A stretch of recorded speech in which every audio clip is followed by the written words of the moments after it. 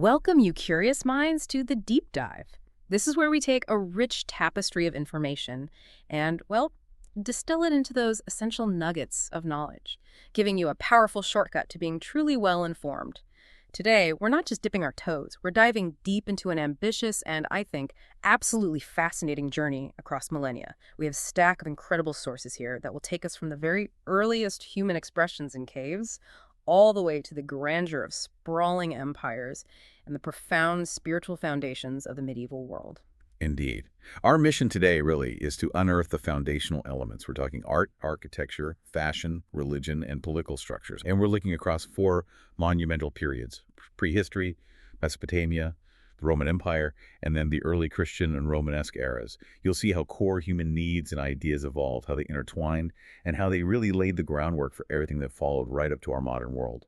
All right, let's really unpack this. Get ready for some surprising connections and, I suspect, some genuine aha moments lurking in these ancient records. Our journey begins at the very, very beginning. Prehistory.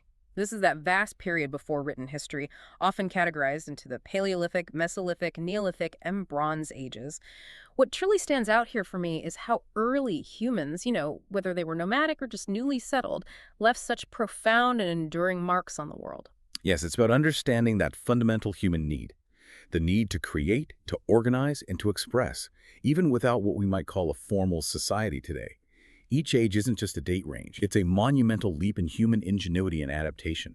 Think of the Paleolithic Age, the Old Stone Age, running from roughly 30,000 down to 10,000 BC. This was a glacial period, and our nomadic ancestors, Homo sapiens, often known as Cro-Magnon man, were primarily tool makers, chipping stones for survival. Right, survival was everything then. Absolutely. Then came the Mesolithic, or Middle Stone Age, say 10,000 to 8,000 BC. This was a transitional phase. It witnessed significant inventions like the bow and arrow, the advent of pottery for food storage, and those crucial first steps in domesticating small animals. Pottery feels like a huge step forward. Oh, enormous.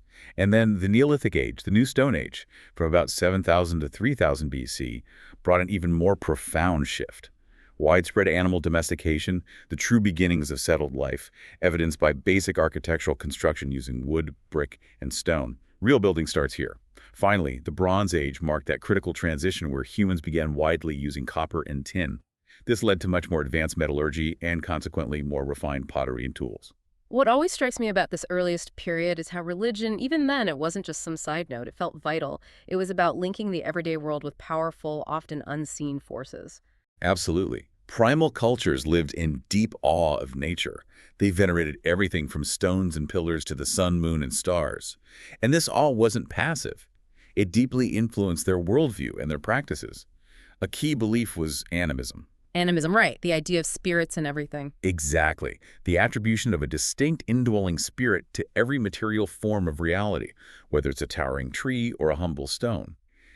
We also see the widespread prominence of fertility goddesses.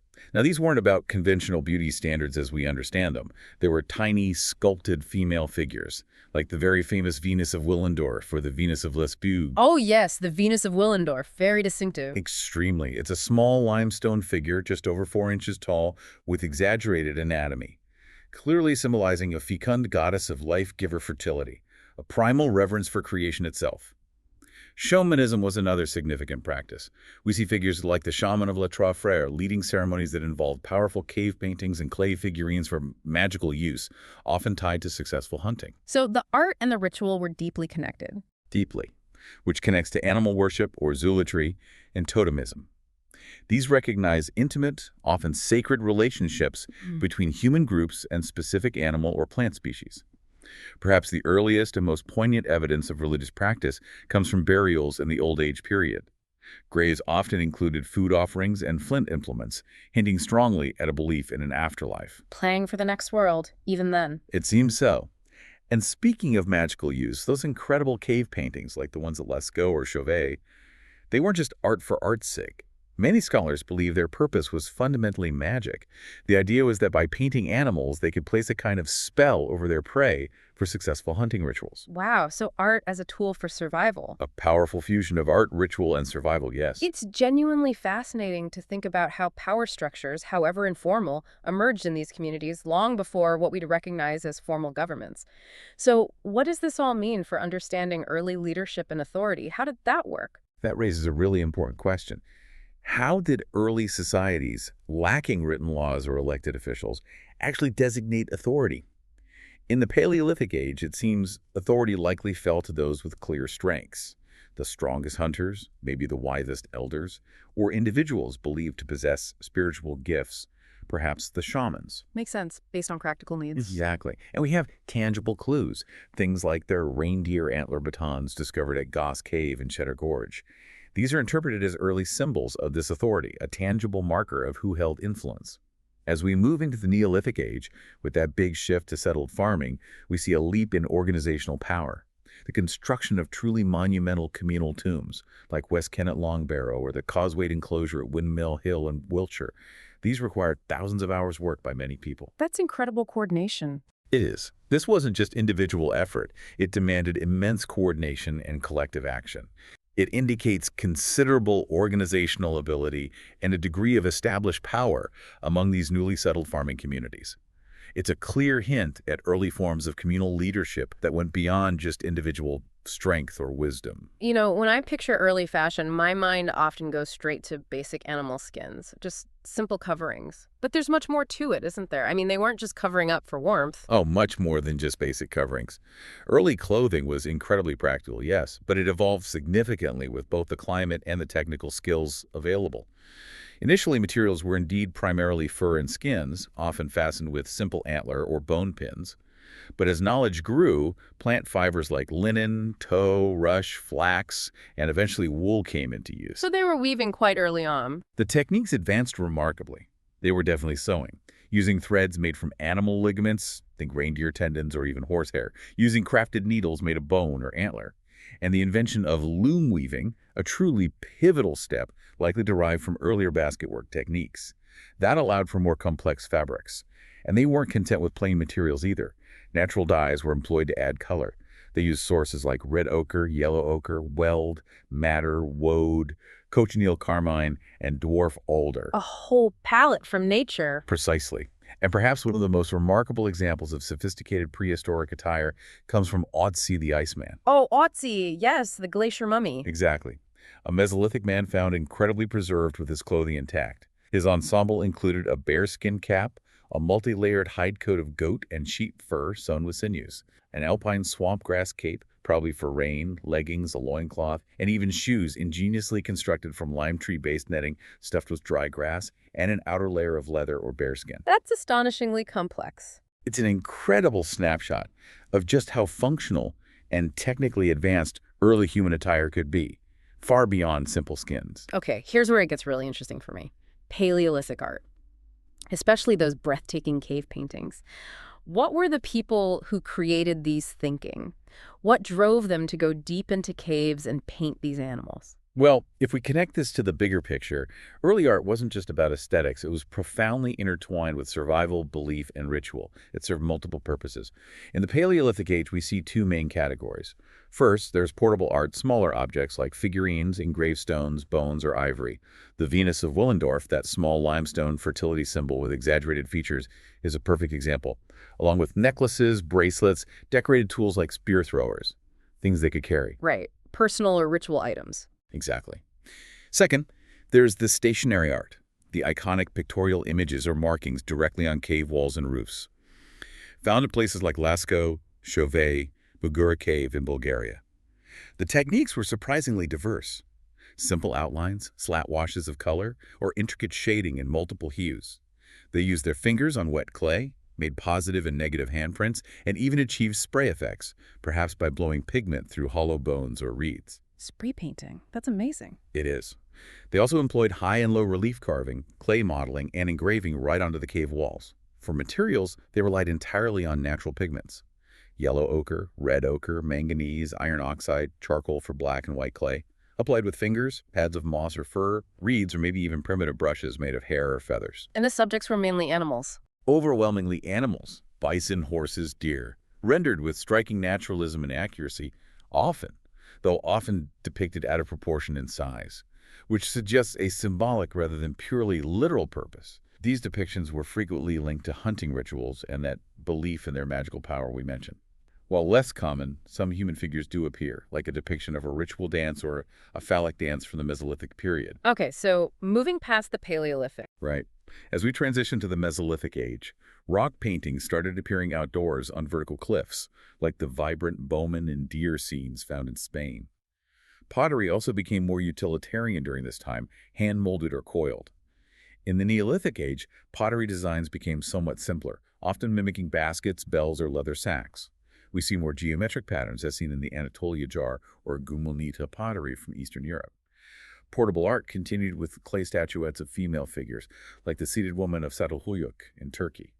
She represents a mother goddess, but is notably less stylized, more naturalistic than the earlier Paleolithic Venuses. Rock art shifted its focus to depicting more domestic activities rather than just hunting. And then the big stones start appearing. Exactly. Megalithic monuments. And finally, the Bronze Age saw continued advancements in pottery and that drive towards monumental stone art. Like the enigmatic Moai stones of Easter Island, though geographically distant and much later, they reflect a similar universal human drive to create these large-scale, enduring artworks. It's incredible to trace the progression from finding shelter in natural caves to constructing truly colossal stone structures. How did early humans decide what to build, and perhaps more importantly, where? What drove that? They were master innovators, really, leveraging available materials and fundamental principles of shelter, driven initially by pure necessity and then increasingly by growing social organization and perhaps ritual needs. Primitive shelters shared some common design characteristics. They were typically small, often almost round. This reflects the limitations of early materials, the need for effort conservation. And maybe reflecting nature's forms. Possibly. Also, round structures handle stress better with weaker materials. While caves were used, they likely weren't the most widespread shelters. More common were temporary or semi-permanent structures, like the wigwam tree branches tied at the top, flexible twigs woven for enclosure. Or the teepee, common on the American plains, using long poles and outer walls of skins, with adjustable flaps for ventilation, making it easy to transport. In the Arctic, we see the ingenious igloo, constructed from spiral-laid snow blocks. Incredible adaptation to environment. Absolutely. For early permanent structures, we find things like the beehive hut. So the oldest known structures in Ireland and Scotland, dating back maybe 2000 BC, built of dry stone with conical roofs. Similarly, the trullo, a traditional dry stone hut in Apulia, Italy, also featured a conical roof, serving as temporary shelters or permanent dwellings.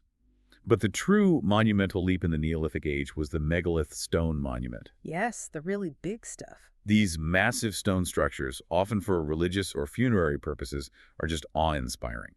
They include menhirs, single great stones set upright, sometimes in parallel rows, dolmens, which are like stone tables, typically 3 or more upright stones supporting a large flat capstone serving as altars or open tombs, and cromlechs, which are circular arrangements of menhirs. Stonehenge being the prime example. Stonehenge in England, dating to around 2000 BC, is the most famous example of a cromlech, yes. It's a prehistoric monument featuring that large outer ring with 3 smaller concentric rings, built using ingenious post and lintel construction with stones weighing over 50 tons.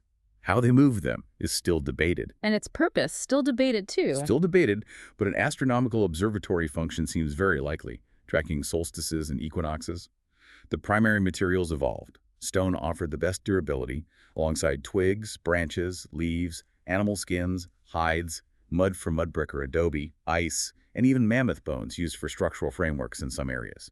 And as we said, the color palette in early architecture and art was quite limited. Red, black, and yellow ochres, augmented by white clay and manganese oxide or charcoal. Okay, from these early hunter-gatherers and first farmers, we now leap forward to the cradle of civilization, Mesopotamia. This is where we truly see cities, writing, and incredibly complex societies take off. What's truly fascinating here, as you mentioned before, is how geography shaped absolutely everything. Indeed. The Tigris and Euphrates rivers. They were both a profound blessing and a formidable challenge. Their irregular flooding and unpredictable water supply necessitated immense cooperative efforts to build large-scale irrigation systems, canals, dikes. This critical need for collective action, especially in managing water for agriculture, directly gave birth to organized government and formal laws. You had to work together. The environment forced cooperation. Precisely. This region, often called the Fertile Crescent, was a magnet for various tribes, all vying for control of the land between these vital rivers. This led to a dynamic and often turbulent history. Let's trace their story briefly. The Sumerians, who settled Sumer before 4500 BC, began as agricultural communities that evolved into towns centered around imposing high temples. They were true pioneers. Credited with inventing wheeled transportation, the potter's wheel, cylinder seals, and even produced the Epic of Gilgamesh, considered the world's first piece of literature. That's an incredible list of firsts. It really is. Then around 2340 BC, the Akkadians, a Semitic people from the north, established control over Sumer. Their vast empire, though short-lived, maybe 50 years, saw a flourishing of art and literature. They invented the lost wax method Sire Purdue for metalworking, and they were the first Mesopotamian rulers to actually call themselves kings. Claiming that title. Yes. A revival of Sumerian culture followed in the Neo-Sumerian period, lasting about 300 years from 2150 BC. Then, around 1800 BC, the Babylonian Empire, under the powerful Hammurabi, gained control and famously formulated his code of laws. By the early 7th century BC, King Nebuchadnezzar rekindled Babylonian supremacy in the Neo-Babylonian period. He built magnificent structures like the Ishtar Gate, one of the 7 wonders of the ancient world. Though sadly, many of their clay brick structures haven't survived time so well. That's the downside of mud brick. Around 900 BC, the Assyrians, a powerful and fiercely warring people from the north, swept across Mesopotamia, ruling until the early 7th century BC, known for their military might. Finally, in 539 BC, the Persians, led by iconic figures like Cyrus the Great, Darius I, and Xerxes I, advanced into Mesopotamia. They called themselves Irani, their homeland Irania, modern Iran. Their impressive rule continued until Alexander the Great conquered them in 331 BC, a real succession of empires. Thousands of gods. That's quite a pantheon to keep track of. How did that vast array of deities shape daily life for Mesopotamians? It sounds almost overwhelming. It created a profoundly polytheistic worldview, yes, but the very concept of the gods evolved, mirroring the societal shifts around them. It wasn't static. They began as nature forces, then morphed into cosmic rulers, and finally into cosmic parents, deeply influencing every single aspect of their society. In the earliest agricultural societies, 4th millennium BC, gods were primarily nature forces. Makes sense, right? Tied to the land. Fertility, weather, things like that. Exactly. By the 3rd millennium, as organized government emerged, gods were perceived as powerful rulers over the cosmos, a reflection of earthly power structures. And by the 2nd millennium, they became more relatable, taking on roles as parents. This is when personal gods became objects of individual devotion. That's the context for epics like the Enuma Elish creation myth and the Gilgamesh epic. The Sumer-Akkadian pantheon was truly immense, nearly 2,000 deities, major and minor, every part of nature represented. 6 major deities held widespread importance. An, the sky god; Enlil, the formidable god of wind and flood; Nana, the moon god; Mutu or Shamash, the sun god; Enki or Ea, the god of water and wisdom; and Ninhursag, the revered mother goddess. A core group. A core group, yes. Others included Tiamat, the Babylonian goddess of chaos; Marduk, the creation god; Dumuzi, the fertility god; and Inanna, or Ishtar. Ishtar was the universal fertility queen and fierce warrior, incredibly popular. She famously even descended into the underworld in myth. Their religious practices were deeply embedded in society. Priests wielded immense power, controlling vast tracts of land. Within temple grounds, the ziggurat, that stepped mountain of brick-covered earth, serves as a symbolic meeting place for gods and humans. A sacred connection point with the gods' court at the very top. Like a stairway to heaven, almost. In a way, yes. They even created wood carvings in human form to represent these gods. Worshippers showed their devotion through praise, petitions, libations, pouring out liquids, and the sacrifice of animals. They essentially cared for their deities as if they were living people. It was believed the gods communicated through signs in the stars, dreams, or even animal entrails. Omens were everywhere, while humans communicated back through earnest prayers and offerings. Man is the shadow of God, but the king is God's reflection. That's a truly powerful idea about kingship. So what does this concept actually mean for their political system? How did it function? It perfectly encapsulates the divine mandate for rule. This concept, while obviously far from our modern idea of a constitution, was incredibly effective for its time in establishing and legitimizing authority. Mesopotamia was primarily governed by kings, who firmly believed that the gods themselves had instituted government on Earth as a terrestrial extension of their own cosmic administration. So the king ruled on behalf of the gods. Precisely. Early Sumerian governance evolved, though. Initially, you had the En, a high priest, acting as the local god's representative, managing temple lands and religious rituals. As society grew more complex, the ENSI, or governor, emerged to oversee civic affairs, law, commerce, military matters. Then, in times of crisis, a Lugal, literally meaning great man, might be appointed by a council or assembly. This authority, initially temporary, could become permanent if the crisis persisted, leading to a more enduring kingship. So it could evolve based on need. Yes. True kingship, then, required this divine mandate. Meaning succession wasn't always strictly through direct descent. A brother or another son might take the throne if deemed divinely favored. The symbols of kingship were potent. The crown, the throne, the scepter, each imbued with ceremonial functions. A king's duties were broad. Religious rituals, administering justice, directing all state affairs, peace, or war.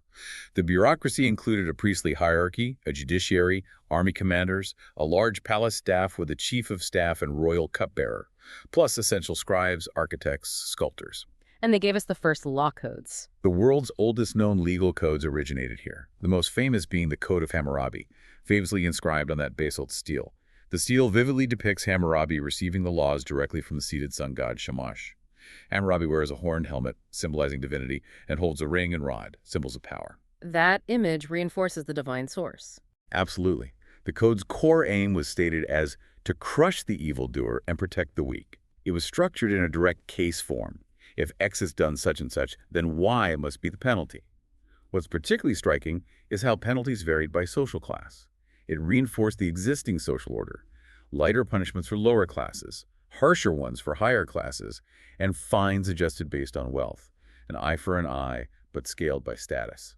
I'm really curious about how Mesopotamian fashion differed from, say, ancient Egypt, which we often picture quite distinctly, and that detail about veiling in Assyria, that's a powerful cultural insight. Yes, what's truly fascinating here are the distinct regional and cultural influences, and especially that very early legal requirement for veiling, which is quite remarkable. Generally speaking, Mesopotamian clothing was more colorful than what we typically see from ancient Egypt. The Assyrian period, for instance, was known for its prominent use of fringes on garments. Materials varied, but wool was the most common, followed by linen. Later, the Persians introduced luxurious silk. So more texture and color. What were the specific garments? For the Sumerians and Babylonians, a distinctive garment was the konakis. These were skirts made with twisted tufts of wool or flax, arranged symmetrically, sometimes with flounces like layers. These were worn by both sexes, though for men they gradually gave way to tunics with sleeves as time went on. A dazzling example of Sumerian adornment is Queen Puabi's headdress, unearthed from the royal cemetery at Ur. Just incredible. It was an elaborate piece. 20 gold leaves, intricate strings of lapis lazuli and carnelian beads, a large gold comb, chokers, necklaces, large lunate earrings, pure opulence. Wow. And the Assyrians. With the veiling. Right. In the Assyrian period, a significant and often debated cultural practice emerged. Assyrian law is the earliest recorded instance we have of requiring married women to wear veils in public, a legal mandate. Both men and women sported long hair and beards, often elaborately curled and sometimes interwoven with fine gold thread. Men's headgear was typically an inverted flower pot shape. Warriors donned helmets with blunt spikes. Their clothing largely consisted of fringed shawls draped elegantly around the body. The king himself would often wear a distinct flower-shaped tiara or mitre with streamers hanging down. For protection, they wore clothing of leather, later reinforced with metal plaques. The overall Assyrian style revolved around two simple forms. The shawl and the tunic, arranged in a way that, interestingly, bore a striking resemblance to the later Roman toga. Patterns were often repetitive and grid-like. And the Persians, they came from colder climates, right? Exactly. The Persians, coming from colder mountain climates, had excellent access to wool, linen, and later silks. Their fashion was more tailored. They introduced coats with set-in sleeves, collars, and lapels. They also wore distinctive right and left side shoes made of supple leather and a characteristic round, bulging cap known as the Phrygian cap. Unlike the Assyrians, Persian clothing generally lacked fringes. The Medes, a related people, wore similar garments but favored a looser, more voluminous style, often topped with a round cap or hood. The Warka vase and the Standard of Ur, these aren't just artifacts, they're entire stories captured in stone and mosaic. They feel so narrative. How did Mesopotamian artists convey such grand narratives with such impact? They were truly groundbreaking in that respect.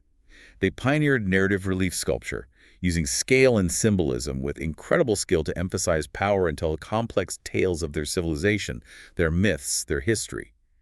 Sumerian art provides some of the earliest and clearest examples.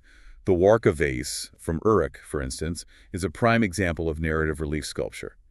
It depicts offerings to Inanna, the goddess of war and love, divided into 3 horizontal friezes, or registers. The bottom shows barley, flax, water waves, the essentials of life. The middle shows sheep and rams. The top shows humans making offerings to the goddess. It tells a story visually. The story of sustenance and devotion. Exactly. The standard of that stunning mosaic crafted from shell and lapis lazuli on wood. It doesn't just show figures. It vividly reflects the social order and division of labor. One side shows war, the other peace. It features those characteristic bearded, human-headed bulls. Figures are often shown in that composite frontal and profile view, a convention used to clearly show all their characterizing parts, like the eye facing forward on a profile head. To make sure you see everything important. Precisely. The bull-headed lyre from adorned with gold leaf and lapis lazuli, combines human and animal features, a common Near Eastern motif, with the bull symbolizing immense power. But what's often overlooked is the playful side on the inlaid panel. Animals are depicted engaging in human-like activities, a dog with a dagger, a lion serving a beverage, an ass playing the lyre itself. A bit of humor there. Perhaps. The statues from Abu Temple in Tel Asmar show solemn figures standing erect, hands folded in prayer, with strikingly wide inlaid eyes of shell and black limestone, symbolizing their perpetual wakefulness before the gods. Men have stylized beards and hair, and taller figures clearly denote greater power or status. And of course, the evolution of writing as an art form itself, seen in cuneiform tablets. It progressed from simple pictographic signs to those stylized wedge-shaped characters, cuneiform, pressed with a stylus on wet clay, used for everything from records to complex cultural texts. Okay, moving on to the Akkadians. Akkadian art, exemplified by the stele of Naram-Sin, is a powerful celebration of military conquest. The king, Naram-Sin, dominates the scene, emphasized by his colossal size and central position, wearing a horned helmet to symbolize his divinity. He literally tramples a defeated foe while enemy soldiers beg for mercy, a clear, intimidating message of imperial might.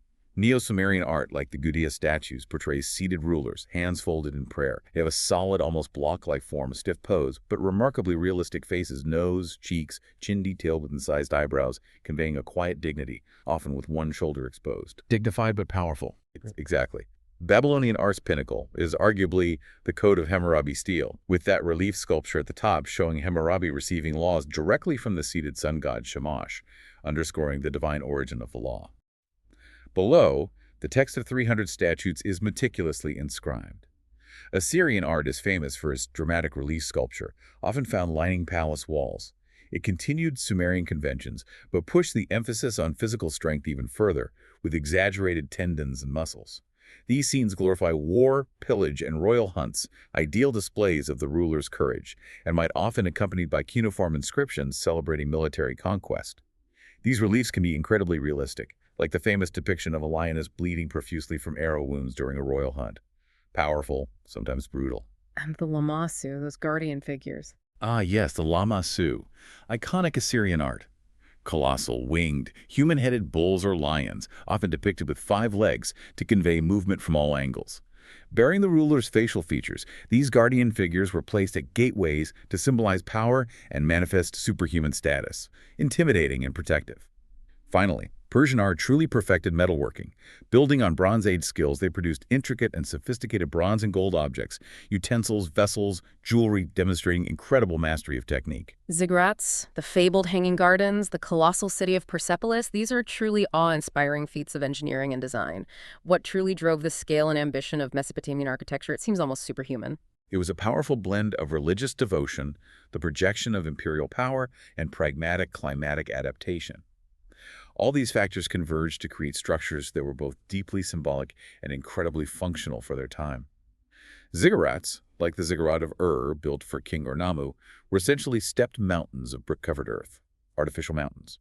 They satisfied a profound human desire to be closer to the gods, serving as symbolic meeting places for divine and human realms, with the gods' court envisioned atop, distinct from their private abode. Reaching for the heavens.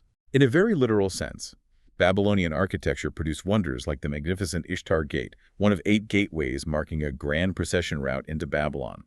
This semicircular arched gate was famously covered with luminous blue-glazed bricks adorned with white and gold geometric designs and featured rows of identical long-necked dragons, sarash, and bulls in white with yellow details. Truly stunning. And of course, the fabled Hanging Gardens of Babylon. Though their exact existence and location are still debated by archaeologists, they were said to be incredible terraced palace gardens built for Amytis of Media, the wife of King Nebuchadnezzar II, to remind her of her homeland. A wonder of the ancient world, real or imagined. Exactly. Assyrian architecture, exemplified by their grand palaces at Khorsabad, guarded by those imposing Lamassu figures, vividly reflected their reputation as a militant and formidable civilization. The architecture screamed power. Persian architecture, however, perhaps reached its highest accomplishment in its palaces. Persepolis, the city of Persians, built by Darius I and later expanded by Xerxes, just immense. It included a massive audience hall, the Apadana, capable of hosting 10,000 guests, with towering 65-foot columns topped by unique capitals and wooden ceilings. What's striking is that unlike the military scenes common in Assyrian reliefs, the reliefs on Persepolis' walls and stairways depicted people from all corners of the empire bringing tribute and offerings peacefully to the king, conveying a different kind of imperial power, organized diversity under one ruler. A different message. A different message, yes. The bull capitals, two bulls facing opposite directions, atop columns in the audience hall, powerfully symbolized fertility and royal power. Broadly, Mesopotamian architecture featured the innovative use of arches and corbel forms for roofs, along with extensive inlay and glazed tiles for rich decoration.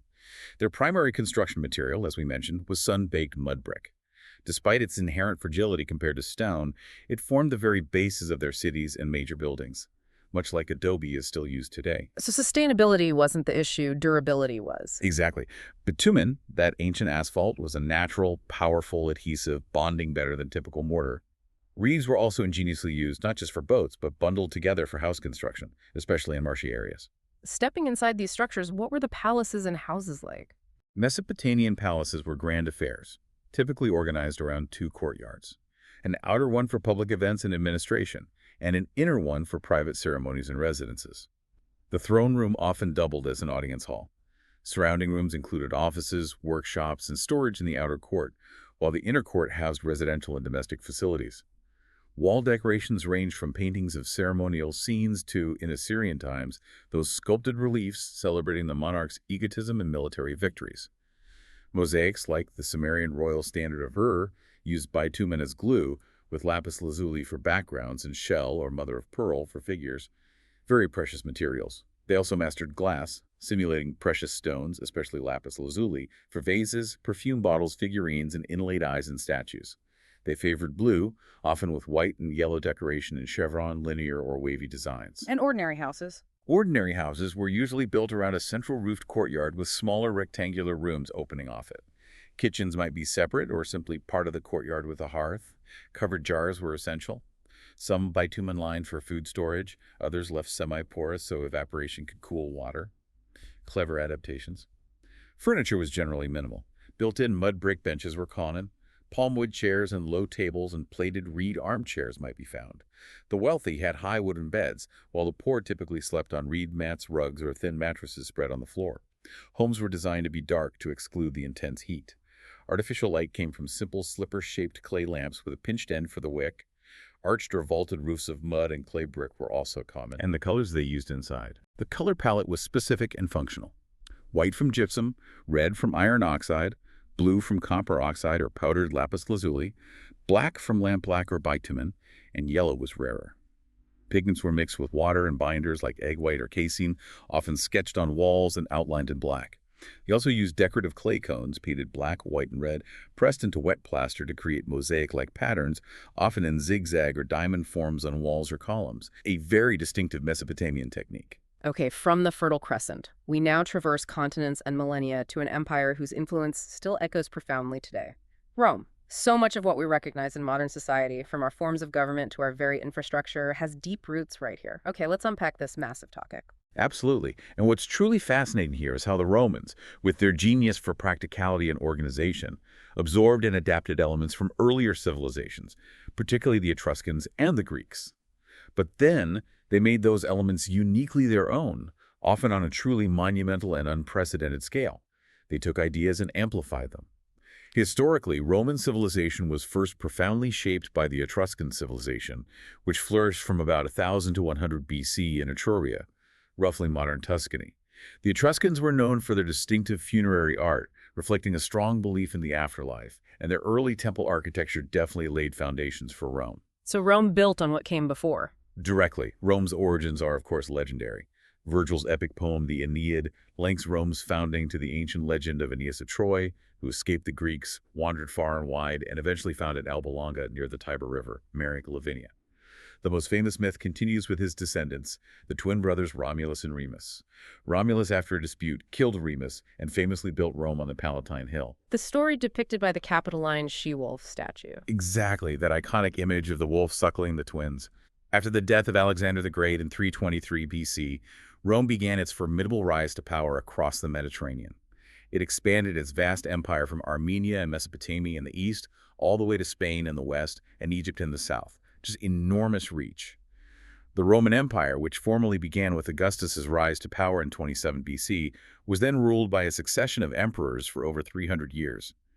A pivotal moment was in AD 330, when Emperor Constantine established an eastern capital in Byzantium, famously renaming it Constantinople, modern-day Istanbul, creating a split. Unlike culturally unified Greece, Rome was a true melting pot of peoples and ideas. Its true political genius lay in its unparalleled ability to unify diverse cultures under a single, overarching system of law and administration. They started with their own distinct religion, then seemingly absorbed Greek mythology wholesale. So what does this all mean for understanding the evolution of Roman beliefs? How did that synthesis happen? Well, this raises that important question about how cultures adapt and synthesize, especially when faced with new knowledge, new people, and vast conquered territories. Rome was constantly encountering new ideas. Early in Rome's history, their religion was quite unique, deeply tied to the land, agriculture, and local deities. Very practical, very Roman. However, as Romans expanded their empire and conquered neighboring territories, they pragmatically absorbed new beliefs and deities into their pantheon. It was often a political move as much as a religious one. Incorporating the gods of the conquered. Often, yes, or finding parallels. The real turning point came when Greek literature and philosophy became widely known in Rome. It profoundly influenced Roman religion, leading to a broad assimilation of Greek mythology to fill in gaps and enrich their own existing myths. They saw the Greek gods as more sophisticated, perhaps. Eventually, Romans broadly adopted Greek myths and their associated deities, often simply renaming them. Zeus became Jupiter, Hera became Juno, Poseidon became Neptune, and so on. So it was a deliberate merging. A synthesis, yes, resulting in a wonderfully rich, multi-layered religious system. Roman priests were primarily of two kinds. The pontifices, where we get the word pontiff, were the leaders of Roman religious organizations. They managed all the duties, rituals, the calendar. Then there were the augurs, who specialized in divining the will of the gods from elaborate rituals. This often, though not always, involved examining animal entrails or observing the flight of birds, interpreting omens. Reading the signs. Exactly. This blending of local traditions with adopted foreign beliefs speaks volumes about Rome's practical and adaptive nature. It's incredible to think that parts of the U.S. government, even today, are partly based on Rome's model of a republic. That's a huge legacy. How did they guard against despotism in their early days, and what really shifted when it went from a republic to an empire? Yes, if we connect this to the bigger picture, Rome's political evolution, from its initial fierce safeguarding against individual rule to its eventual embrace of imperial authority, is a critical study in the dynamics of power and governance over centuries. It all began dramatically when the Romans overthrew their Etruscan conquerors in 509 BCE, determined to never again suffer under an absolute ruler, a king. They established a republic, carefully crafting safeguards against despotism, having learned, as they saw it, from the ashes of the monarchy. Roman society was sharply divided into classes of citizens, which largely determined their role and lifestyle. You had the patricians, the elite, the old landowning families who held sole power in the early republic, and then the plebeians, who made up the remainder, the largest share of the population. There was constant tension between these groups. The famous struggle of the orders. Exactly. To prevent the concentration of power in one individual, the imperium, or real authority, was intentionally divided. Instead of a king, the new government chose two consuls annually. They served as both political and military heads of state, wielding supreme executive power, commanding the army, presiding over the Senate, proposing legislation. But only for a year, and they could veto each other. Built-in checks and balances. Very much so.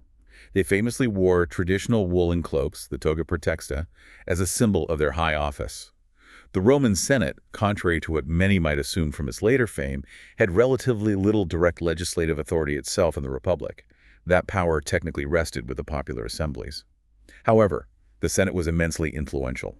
It was composed mainly of former magistrates, held office for life, and discussed domestic and foreign policy, supervised foreign relations, directed Rome's religious life, and crucially, controlled its finances. Its auctoritas, its prestige and influence, was enormous. The assemblies held the direct power to pass laws and elect magistrates. So why did that system eventually fail? Essentially, as Rome expanded into a vast empire, its republican government, designed for a city-state, struggled to cope with the sheer scale and complexities of governing such an immense territory. Provincial administration, powerful generals with loyal armies, it strained the system to breaking point.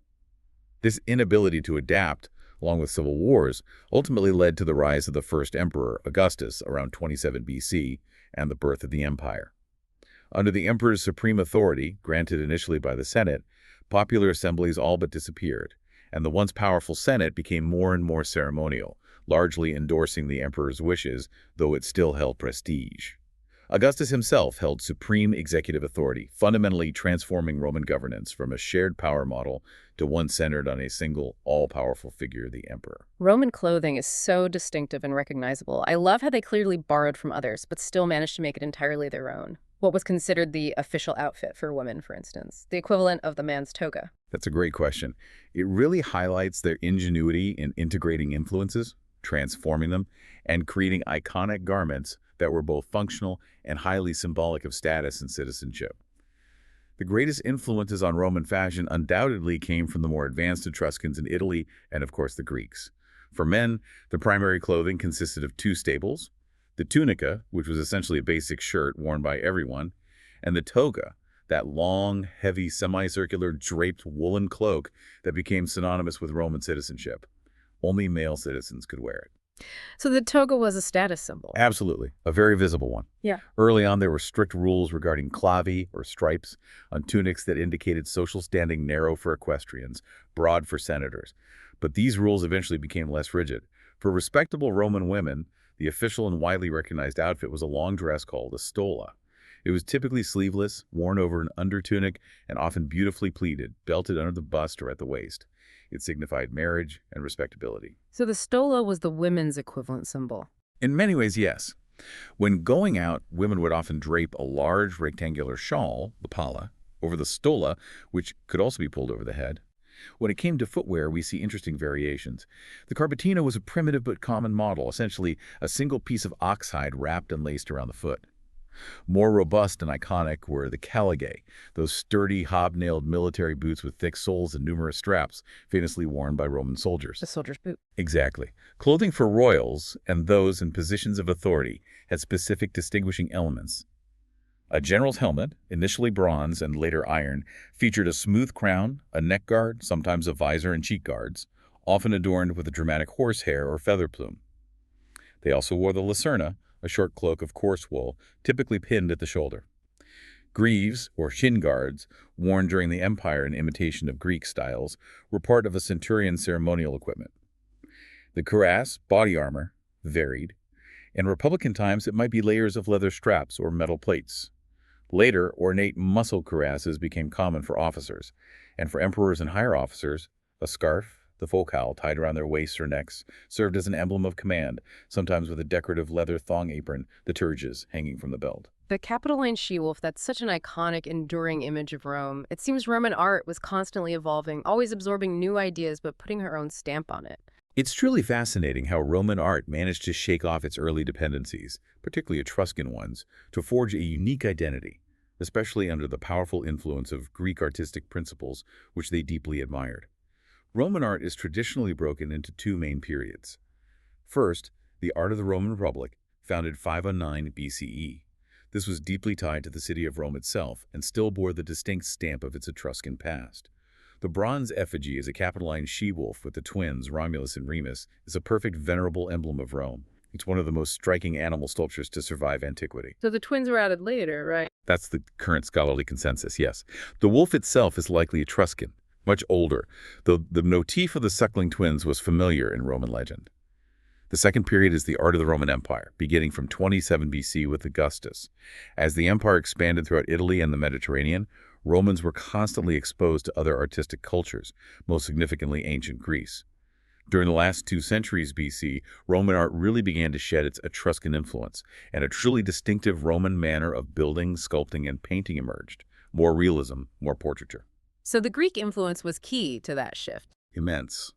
Romans famously copied, imported, and collected Greek sculpture by the thousands.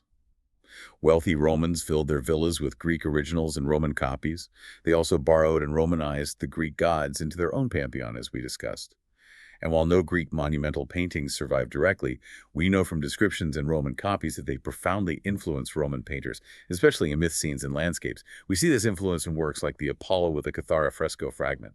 It was the center of a frieze, depicting a young man on a marble throne with a musical instrument, easily identifiable as Apollo, who was significantly Augustus's patron god. Linking the emperor to the divine. Precisely. The Augustus of Prima Porta is another striking marble statue. It portrays Augustus as Imperator, the commander-in-chief in his military cloak. Idealized, yet recognizably him, he likely held a laurel branch symbol of victory in his right hand and a lance in his left. The detailed reliefs on his breastplate tell stories of Roman power and diplomacy. Another captivating piece is the preparation of a theater performance, mosaic from the house of the tragic poet in Pompeii. This mosaic reproduces a lively scene from the world of theater, showing a bearded choir conductor with a stick, surrounded by musicians and actors in masks, on a stage outlined by pillars and columns. It gives us a real glimpse into Roman entertainment. Roman art seems so focused on power, history, and real life compared to the more idealized Greek forms sometimes. That's a fair assessment. There's a strong current of realism, particularly in portraiture, and a definite emphasis on commemorating historical events and imperial achievements. It's art in service of the state and society, as well as personal status. The Romans truly were builders at heart. With concrete, arches, and vaults, how did their practical genius transform architecture on such a massive scale? It's arguably their most visible legacy. Oh, absolutely. This raises that important question about how innovation in materials and structural principles can enable entirely new forms of expression and function, allowing for previously unimaginable spaces. And the Romans were masters of this. They brilliantly learned the principles of the arch and the vault from the Etruscans, and these elements would come to dominate their architectural achievements, far surpassing Etruscan or Greek use. While early Roman building also grew heavily from Greek architectural forms and methods, temples often looked Greek initially. There's a key distinction in how they used elements like columns. The Greeks used columns primarily for their structural properties, bearing the weight of the entablature and roof. Pure structure. The Romans, on the other hand, often used columns in a non-structural and purely decorative sense. They applied them to facades or interiors as engaged columns or pilasters, adding grandeur without them necessarily carrying the full load. The real work was often done by concrete walls and arches behind the scenes. Form over function sometimes. Or rather, using form for aesthetic function, while structure was handled differently. Roman architectural characteristics also prioritized privacy, beautifully demonstrated by the use of the impluvium and compluvium in their homes, the basin in the floor collecting rainwater from an opening in the roof. A clever system for light, air, and water. Most residences were single-story, though we occasionally see second floors in cities. Columnar support wasn't always strictly structural in homes. Sometimes columns were simply positioned at the corners of the impluvium to support the roof's architrave. The Romans were true experts in spatial planning, brilliantly manipulating three-dimensional spaces and employing subsidiary structures within the atrium, for example. They also pioneered sophisticated illusionistic devices. The decorative paintings on the walls of ancient Pompeii are incredible examples of how they visually extended enclosed spaces and manipulated perception through a competent understanding of perspective, making small rooms feel grand. So what were their biggest contributions, technically? Immense and deeply practical. While they did utilize the post and lintel method, that classic system of two uprights supporting a horizontal beam, they are also believed to have employed the truss, a rigid triangular framework of supporting beams which allowed for wider roof spans without interior columns. Crucially, the Romans are credited with the invention and widespread use of concrete, a revolutionary mortar made from lime mixed with aggregate like sand and gravel, or often volcanic ash called pozzolana, which made it incredibly strong and even able to set underwater. Concrete was the game changer. Absolutely. This allowed them to construct structures of unparalleled size, complexity, and durability. They extensively developed and mastered the arch, the vault, like barrel vaults, groin vaults formed by intersecting barrel vaults and eventually rib vaults, and the dome.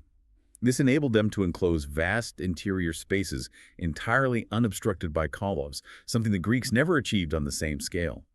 Think of the Pantheon's dome or the huge vaulted spaces of the imperial baths. They also developed their own Roman orders of architecture, building on Greek foundations but simplifying or elaborating. The Tuscan order was a simplified version of the Doric. The Composite order was their most decorative, combining Ionic volutes with Corinthian canthus leaves on its capital. And the sheer range of buildings they constructed is staggering. It truly is. Designed for maximum practicality and convenience, covering a vast array of building types essential to their bustling society. In domestic architecture, you had the domus, private townhouses for the wealthy, villas, sprawling country estates like Hadrian's Villa at Tivoli, which was enormous, and insulae, multi-story apartment blocks for the common people, often poorly built and dangerous. A real hierarchy in housing. Definitely. Public buildings were the heart of Roman civic life. The forum, the open square, center of town, meeting market area lined with colonnades and shops. The Roman equivalent of the Greek agora. The basilica, large buildings for government business, law courts, commodity exchanges, characterized by that broad central nave and side aisles like the Basilica of Maxentius. Public baths, thermae, enabled by aqueducts. These were huge social centers, not just for bathing. The baths of Caracalla had hot, warm, cold pools, gyms, libraries, gardens. More like community centers. Exactly. Theaters built on hillsides or freestanding, using concrete vaulting for seats. The stage became much more important than in Greek theater. The theater at Orange in France is a great example. Amphitheaters characteristically Roman, like the Colosseum, designed for gladiatorial contests, animal hunts, feniones, accommodated tens of thousands. Brutal entertainment on a massive scale. Circuses for horse and chariot racing, derived from Greek hippodromes, enormously popular. The Circus Maximus in Rome could supposedly hold over 150,000 spectators. Incredible numbers. And finally, aqueducts, absolutely crucial engineering feats. They ensured adequate water supply for everything, delivering billions of liters daily via elaborate systems of channels and arches distributed by lead pipes. The El Puente Aqueduct in Segovia, Spain, still stands as a testament. What about religious and commemorative structures? Religious architecture primarily included temples. Rectangular temples, often resembling Greek ones, were common. But Rome also mastered circular temples, with the Pantheon in Rome being the most magnificent example. The Pantheon truly illustrates the Roman ability to create vast, dramatic interior spaces, covered by its huge concrete dome with coffers to lighten the load, and that famous oculus at the top emitting light. Breathtaking even today. For tombs, Romans practiced both cremation and interment. Sarcophagi, elaborate burial caskets, were common for the wealthy. Roman law forbade burial inside city confines, so tombs lined the roads outside cities, and catacombs were used. Commemorative architecture was huge, celebrating emperors and generals. Town gateways and archways, sometimes elaborated into monuments like the Porta Nigra in Trier, Germany. Triumphal arches, adorned with reliefs celebrated victories like the Arch of Titus or the Arch of Constantine, famous for raising spolia, earlier sculptures. Open-air altars like the Arapaces, Altar of Peace commissioned for Augustus. And commemorative columns like Trajan's column, with its spiral frieze telling the story of his Dacian wars. A unique Roman contribution. Roman design was technically advanced, orderly, systematic, aesthetically impressive, but yes, sometimes ostentatious or overly decorative. Walking through a restored Roman home, like the House of Fawn in Pompeii, just imagine that. It seems Roman interior design was about much more than just living space. It was a total experience, designed to impress. It truly was. Roman interior design was absolutely about defining space, creating illusions, and overtly displaying wealth and cultural sophistication through a rich palette of materials and artistic techniques. As we noted, Roman design was technically advanced, orderly, systematic, and aesthetically impressive, though often ostentatious and sometimes lacking subtlety by modern standards. The typical Roman domus, like the House of Fawn in Pompeii, was arranged axially along a central line, creating a clear visual path and sense of order. The entrance sequence was carefully considered.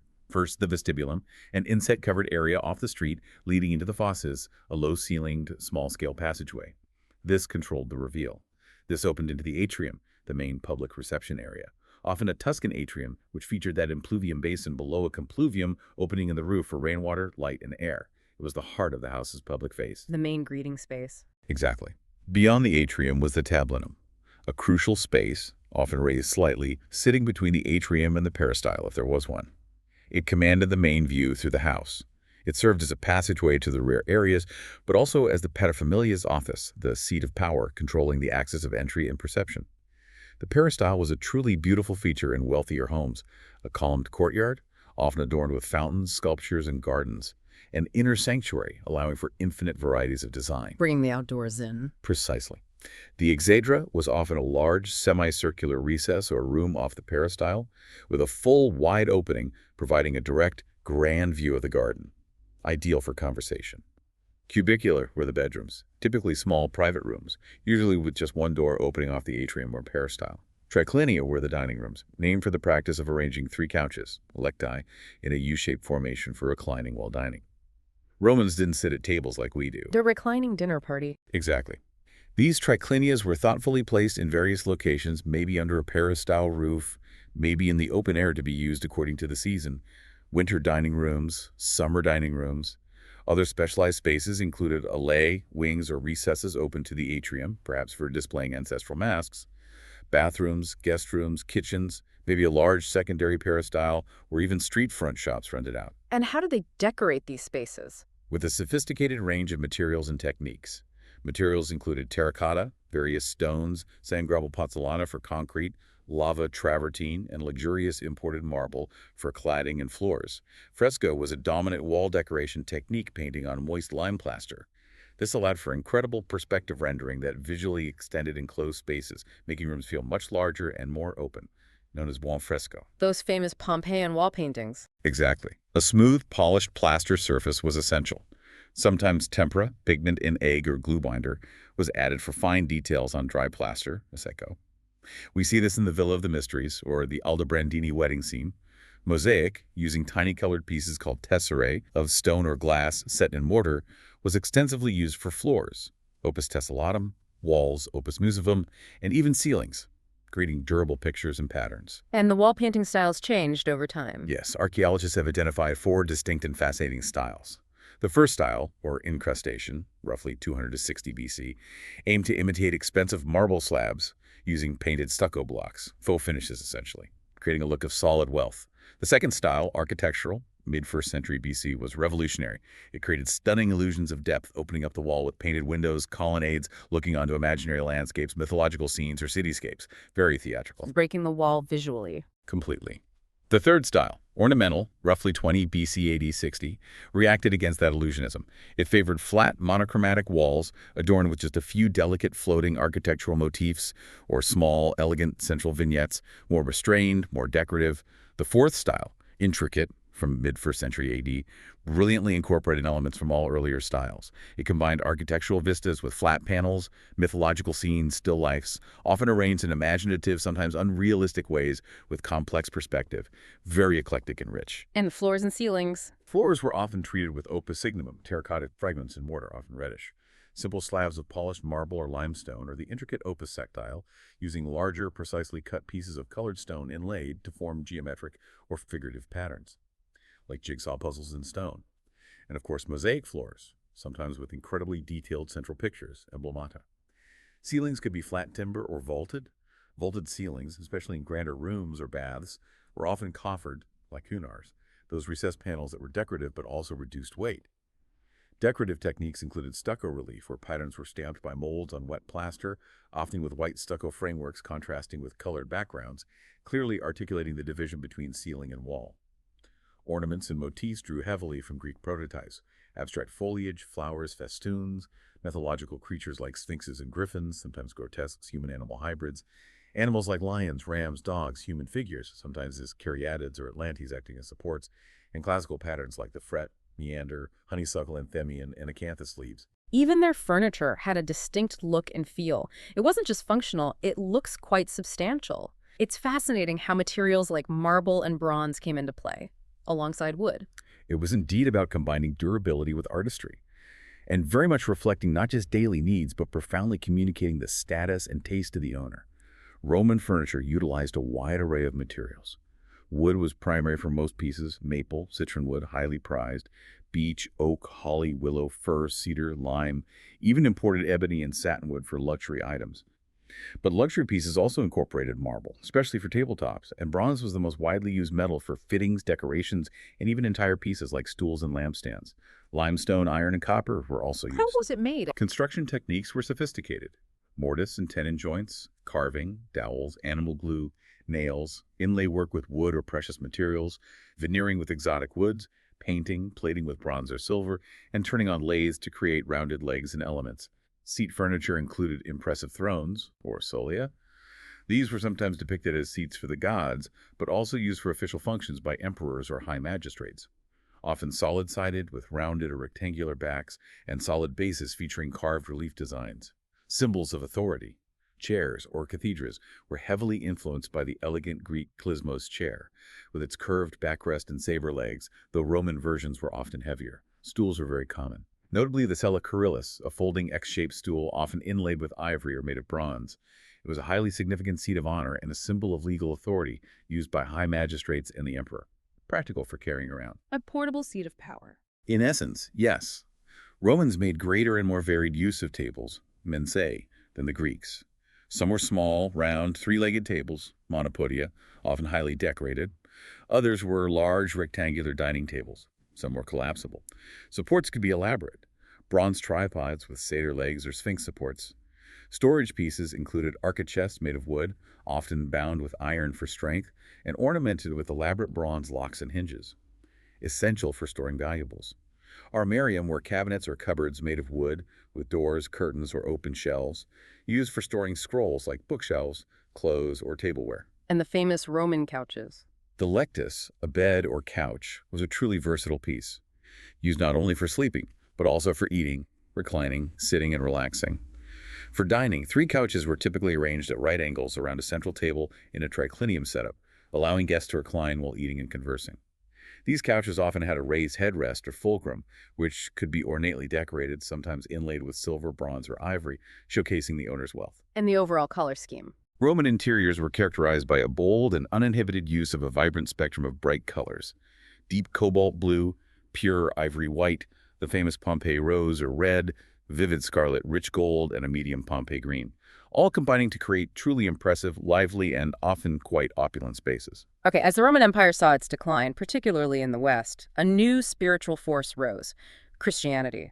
How did this profound shift from a diverse paganism to a monotheistic faith fundamentally change design, art, and even daily life across the former empire? This period marks a truly profound ideological shift, moving the focus from the material world, earthly empire's military glory, towards the spiritual, the promise of salvation, the afterlife. And this shift profoundly impacted artistic expression, architectural forms, everything really, laying the groundwork for much of medieval European culture. Historically, by around 400 CE, Roman world domination had significantly declined. The vast empire fractured into separate Eastern and Western empires. The Western Empire ultimately collapsed under immense pressure from various groups, including Northern European invaders whom the Romans collectively, often pejoratively, called barbarians, or specifically Vandals, Goths, Franks, etc., leading to widespread upheaval and fragmentation. A period of great change and uncertainty. Definitely. Early Christianity, initially a secretive, often persecuted faith, concentrated largely in the Western Mediterranean cities, gained immense momentum during this time. A pivotal moment, as we mentioned regarding Rome, came in 313 CE when Emperor Constantine officially accepted Christianity with the Edict of Milan. Now, this period of design history, early Christian design primarily in the Western Mediterranean, Byzantine design flourishing in the Eastern Empire, centered on Constantinople, and a later Romanesque style across medieval Europe, isn't a neat sequence. They all overlap and interrelate, showing a complex, continuous evolution of ideas and forms, building on Roman foundations but transforming them. The story of early Christians, from their brutal persecution under emperors like Nero to Constantine's almost miraculous vision and the Edict of Milan, is incredibly powerful. What truly stands out to you about their journey of faith during this transformative period? What's truly fascinating, I think, is the unwavering commitment to belief, often in the face of extreme persecution and even death, which ultimately contributed to Christianity's widespread adoption.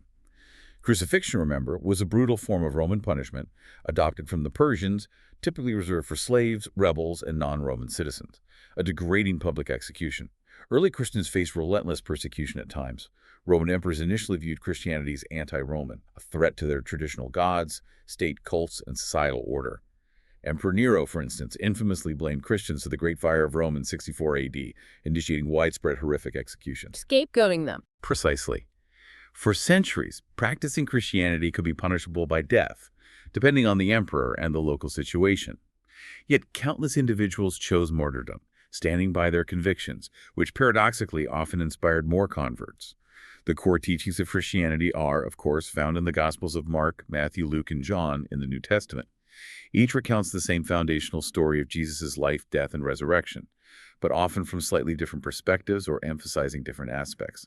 Mark emphasizing Jesus' suffering and servanthood, Matthew portraying Jesus as the Messiah fulfilling Jewish prophecy and law, Luke highlighting Jesus as a universal, non-discriminatory Savior for all people, and John focusing deeply on Jesus' divine nature and relationship with God the Father. And then came Constantine's conversion. Rome's dramatic embrace of Christianity really began with Constantine.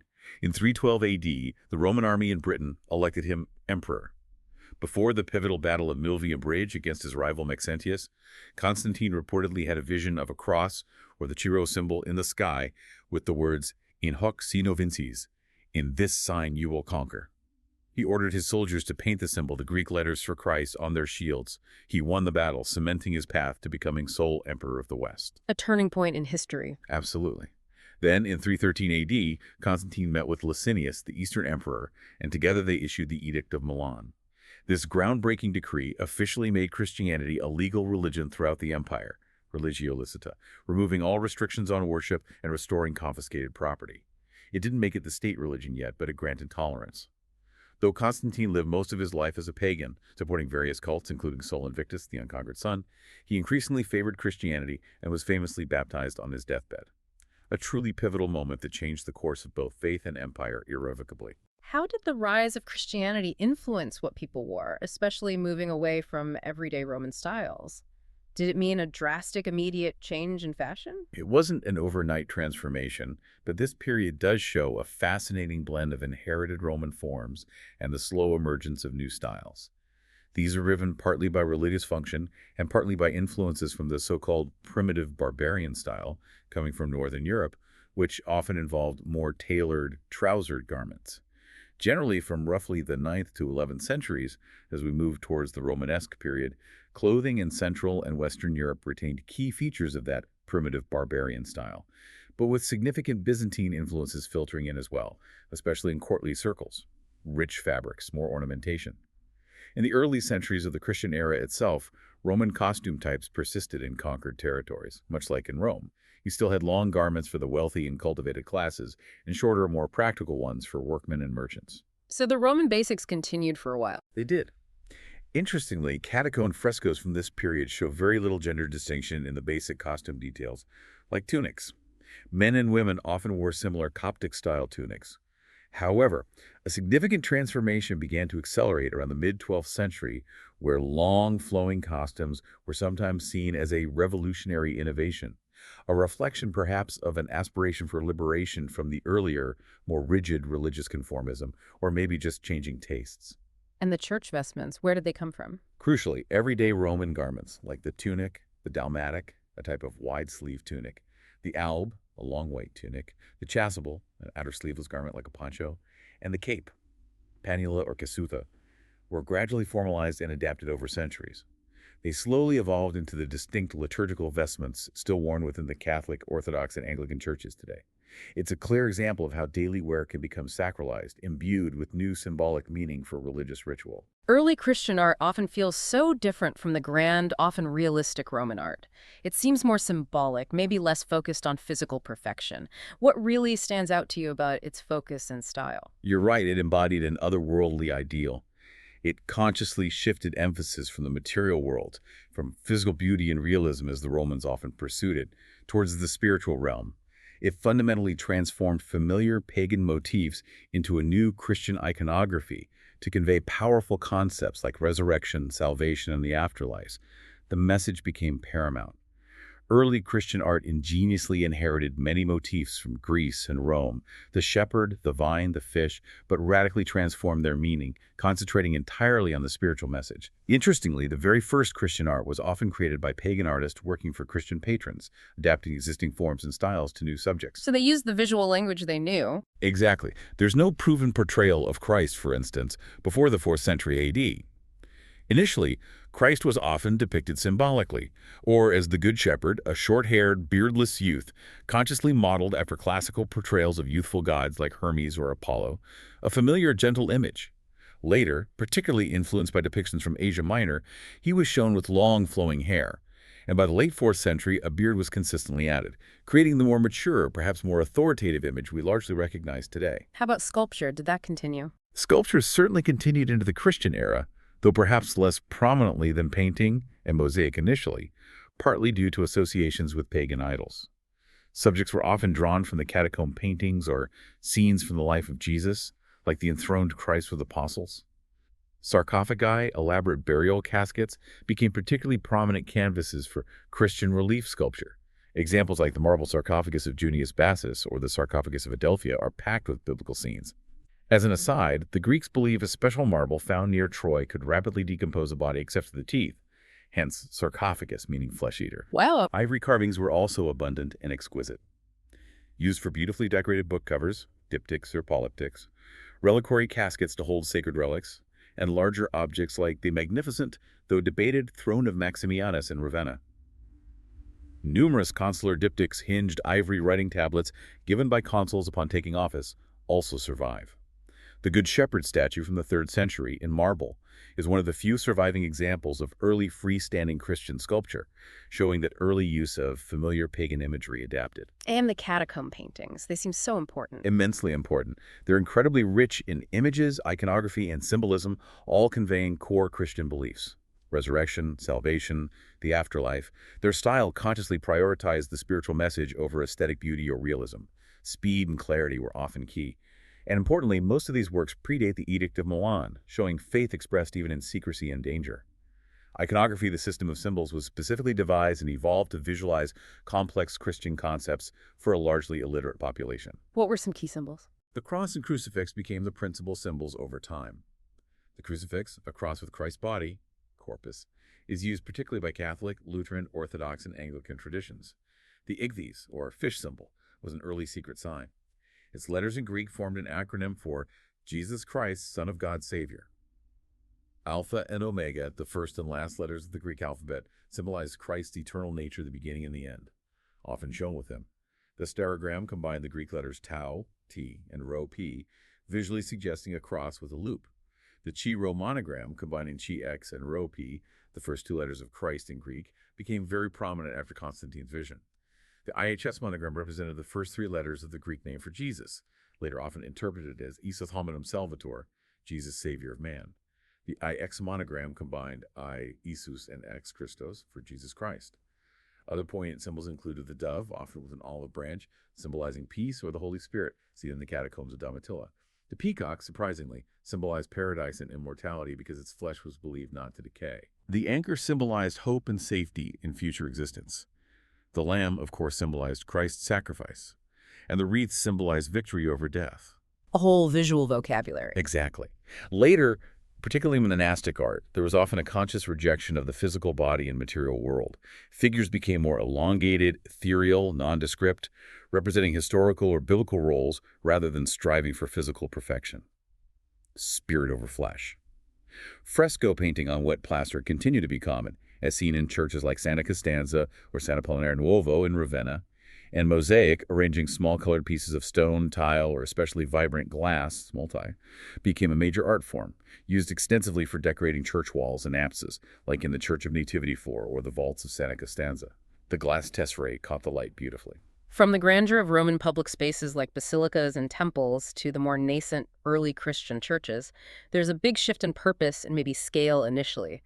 How exactly did they adapt existing Roman structures for this new, rapidly growing faith?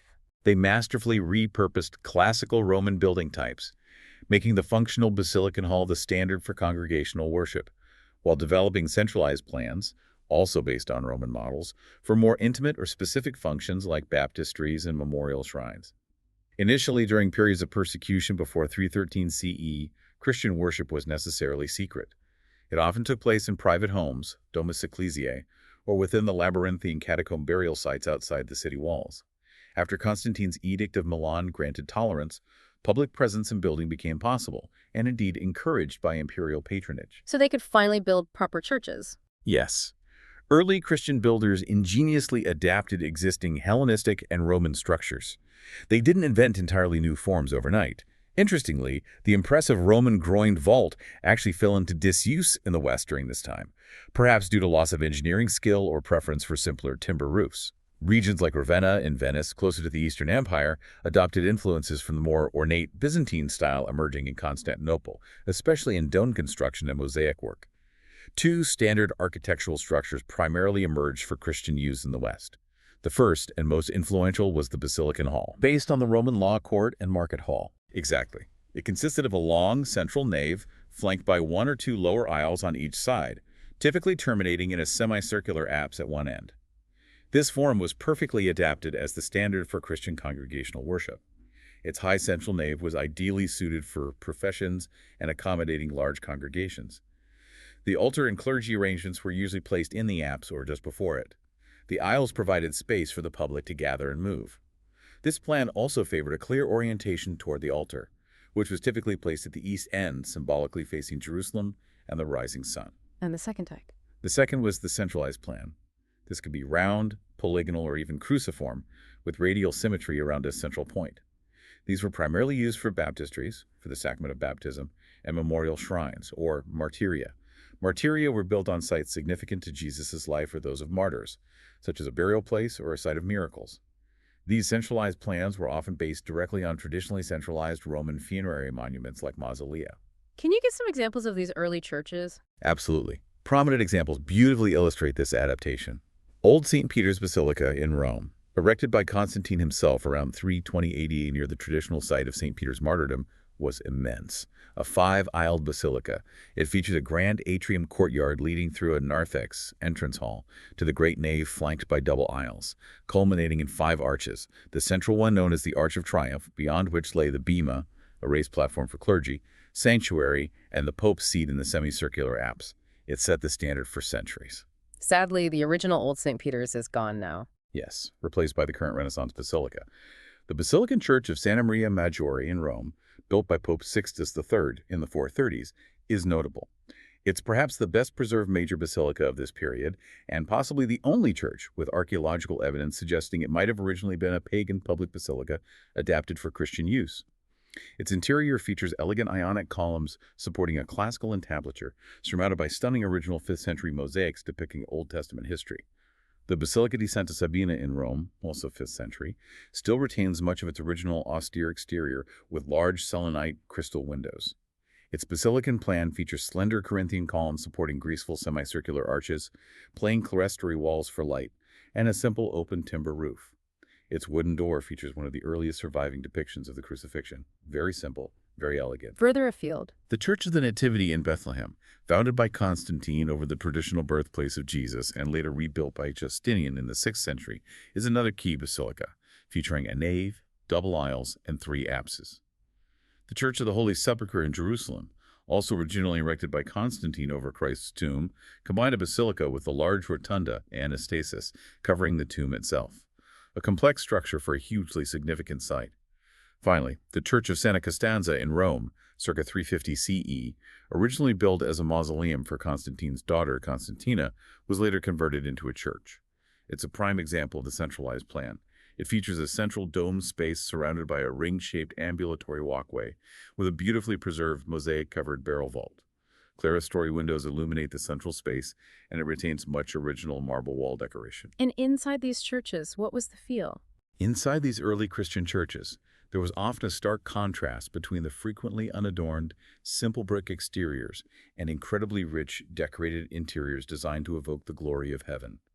Imagine marble floors, gleaming colored marble slabs cladding the lower walls, opus sactile, vibrant frescoes higher up, and especially glittering mosaics covering vaults and apses. Add luxurious hangings and sumptuous altar furnishings often gleaming with gold and silver.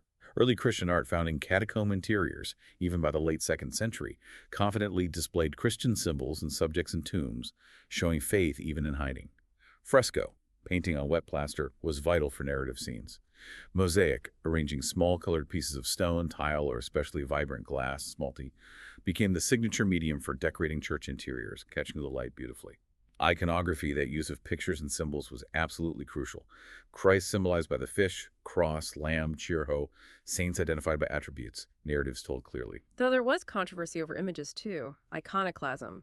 Yes, it's worth noting the period also saw significant phases of iconoclasm, the destruction of religious images, particularly in the Byzantine East, initiated by Emperor Leo III in 726 AD. This highlights the intense theological debates about the proper role and veneration of imagery in faith. Walls were solidly constructed of masonry. Upper nave walls, the clerestory, were often supported by closely spaced columns carrying either lintels in the earliest basilicas or arches becoming more common, creating a clear separation between the nave and aisles. These walls, and especially the half-dome over the apse, were frequently painted or covered in mosaic. Floors were often paved with colored stones in geometric or abstract patterns. Columns generally followed Roman orders. Corinthian was popular, or were simplified versions, often using salvaged spolia from older Roman buildings. Material was usually stone or marble. The color palette for early Christian interiors was notably vibrant. Bright copper, rich gold, especially mosaics, pure ivory white, deep cobalt blue. Creating interiors meant to inspire awe, spiritual reflection, and a sense of the transcendent. Okay, as the early Christian era transitions, we step into the Romanesque period. This is roughly the 9th through 12th centuries, a time sometimes unfairly called the Dark Ages, but that actually laid crucial foundations for later architectural and artistic brilliance across Europe. What's truly fascinating here is how much Europe was reshaping itself under a new kind of unity, even amidst fragmentation. Absolutely. If we connect this to the bigger picture, it's a period of intense spiritual unification under the umbrella of the Western Church, which directly fueled a massive revival in monumental building and artistic expression after the disruptions following the fragmentation of the Western Roman Empire. Historically, the Romanesque style flourished across former Roman-ruled Western European countries, Italy, France, Germany, Spain, England. Its distinct stylistic peculiarities were heavily influenced by geographical position, local traditions, and available materials. It generally emerged in nascent forms, perhaps as early as the 9th century, gained momentum in the 10th and 11th, and lasted until the advent of Gothic architecture in the mid-12th century.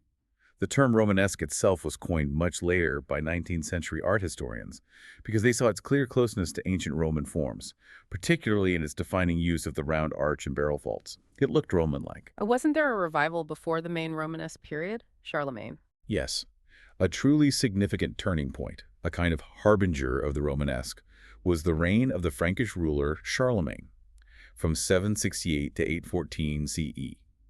His reign ushered in the Carolingian Renaissance. His dynasty brought relatively strong, efficient government to a large part of Europe, stimulated a renewed interest in classical Roman learning and architecture, and notably ordered every monastery and abbey to establish schools. These were instrumental in preserving ancient manuscripts and fostering literacy. His chapel at Aachen is a key monument. Climatic conditions continued to influence design choices. Northern regions typically enlarged windows where possible to maximize limited light, while southern areas often kept them smaller to exclude oppressive heat. The available geological materials, local stone, brick, marble, where available terracotta, also dictated the building possibilities and regional aesthetics. Stone became dominant for important structures. This was truly an age of faith, wasn't it? We hear that phrase a lot. How did the church become such a powerful unifying force across what was still a very politically fragmented Europe, and what kind of impact did that have on society? Unified Christianity, specifically Western Latin Christianity centered on the papacy in Rome, characterized this era more than anything else. It provided a shared identity and worldview across diverse kingdoms and peoples. After the final collapse of Roman authority in the West, the hierarchical church, meticulously organized from the Pope downwards through archbishops, bishops, abbots, and local priests, became the central, most stable institution. It profoundly influenced everything: daily life, morality, law, education, political decisions, and even military expeditions. It filled the power vacuum in a way. In many ways, yes. Monasticism, that way of life for monks and nuns who withdrew from society to dedicate themselves to prayer, work, and study within monasteries and convents, was incredibly crucial during this period. Monasteries became vital centers of learning, meticulously copying and preserving ancient texts, both religious and classical, keeping literacy and knowledge alive. They were also centers of agricultural innovation and artistic production. Think of the Benedictine order, the later Cistercians, Cluny. And the Crusades started in this period. Yes, the Romanesque period also saw the beginning of the Crusades, starting in 1095. These were a series of large-scale religious expeditionary wars blessed by the Pope and the Catholic Church, primarily aimed at reclaiming the Holy Land from Muslim rule. Beyond their complex and often brutal military and religious objectives, the Crusades had a profound impact. They facilitated crucial contact with other cultures, especially the sophisticated Byzantine and Islamic civilizations, which brought new ideas, technologies like pointed arches possibly, scientific knowledge and artistic influences back to Western Europe, further enriching its cultural landscape despite the conflict. Charlemagne's legacy, feudalism, knighthood, this sounds like a whole different kind of social and political order compared to the vast centralized Roman Empire we just discussed. How did society actually function? It truly was a significant decentralization of power compared to Rome, yes. This new order focused heavily on local loyalties, land ownership, and military service, fundamentally shaping the social and political landscape for centuries across Europe. Charlemagne, or Charles the Great, was indeed one of the greatest military leaders of the early Middle Ages, conquering and uniting much of Western and Central Europe into a new empire, crowned Holy Roman Emperor by the Pope in 800 AD. His reign, the Carolingian era, revived political and cultural life that had dwindled. His dynasty brought a strong, albeit more localized, efficient government, stimulated that renewed interest in ancient learning, and ordered monasteries and abbeys to establish schools and preserve manuscripts. But his empire fragmented after his death, leading to feudalism. Yeah. Exactly. Politically, the subsequent era, the core Romanesque period, was largely defined by feudalism. This was a complex system of reciprocal legal and military obligations among the warrior nobility, revolving around land ownership, fiefs, and personal loyalty. Lords granted land to vassals in exchange for military service and other duties. Hand in hand with this, economically, was manorialism. This system was based on self-sufficient agricultural estates, known as manors, where lords held legal and economic power over a dependent peasant population, serfs and free peasants, who worked the land. A very hierarchical structure. Extremely hierarchical. Knighthood also played a pivotal role within this feudal structure. Young sons of noble families trained rigorously for military service as mounted warriors, often entering a lord-knight relationship based on military fealty, protection, and a developing code of chivalry. It was a society built on these nested hierarchies and mutual, though often unequal, obligations, very different from the bureaucratic imperial model of Rome. It's interesting that clothing styles were often quite similar for both sexes in this period, carrying over from earlier times. What truly defined the Romanesque wardrobe, and how much variation was there across Europe? What's fascinating here is how the garments, while seemingly simple and practical compared to later periods, carried subtle distinctions of status or role and showed a blend of influences from lingering classical Roman forms, Byzantine richness, and local barbarian traditions. A general feature of Merovingian, roughly 5th, 8th C, and Carolingian, 8th, 9th C clothing, which preceded and transitioned into the Romanesque proper, 10th, 12th C, was indeed its similarity for both sexes in basic forms, often deriving from late Roman or classical styles, filtered through Byzantine interpretations. Basic garments included the chemise, a simple undertunic, usually linen. The tunic itself was the main outer garment, varying in length. The dalmatic, an outer tunic often with wider sleeves, sometimes slit, was also worn. Peasants might wear a simpler sleeveless tunic called a colobium, and various cloaks or casulas provided outerwear for warmth and status. What about specific women's clothing? For women's costume during the Carolingian and early Romanesque periods, we know they generally wore a long tunic or gown, sometimes identified with the Roman stola. It was often pouched over a belt or girdle, instita, which might be leather or fabric. Sometimes these gowns featured an embroidered band around the neck that continued down the front, which, as mentioned, later evolved into the liturgical stole. Over this, women might wear a palla or mantle, a long draped scarf or cloak wrapped around the shoulders and held with a pin or fibula brooch. This could also cover the head, reflecting Byzantine style and Christian modesty. And hair and head coverings. Hair was usually kept tidy. A narrow band might hold it in place. Carolingian miniatures show elite women sometimes wearing elaborate nets made of woven beads or precious stones over their hair. But generally, for reasons of respectability and religious decorum based on biblical interpretations, like St. Paul's letters, married women were required to cover their heads in public, usually with veils. Common terms included the ricinium, a smaller veil, or the maphers, a larger veil that covered the entire head and shoulders. So while seemingly basic, each garment and accessory held subtle cultural, social, and religious cues about status, marital state, and piety. The Bayeux Tapestry, those incredible illuminated manuscripts, these are such powerful ways to tell stories across a huge canvas or a tiny page. What does Romanesque art truly tell us about the spirit and priorities of the time? It feels very different from classical art. The art of this period, particularly its monumental sculpture, which saw a major revival, became a vital literature for the illiterate. It aimed to convey powerful religious emotion, biblical narratives, and psychological reality through stylized yet deeply impactful and often didactic forms. In the broader context of the Romanesque period, the Church was seen as the sole unifying force and hope for salvation in an often chaotic world. The Crusades, despite their violence, provided that crucial contact with other cultures. This era saw a huge rise in church building and decoration, alongside the development of chivalry, courtly love and literature, and the beginnings of formal heraldry. So what forms did this art take? Art forms were diverse and often integrated with architecture.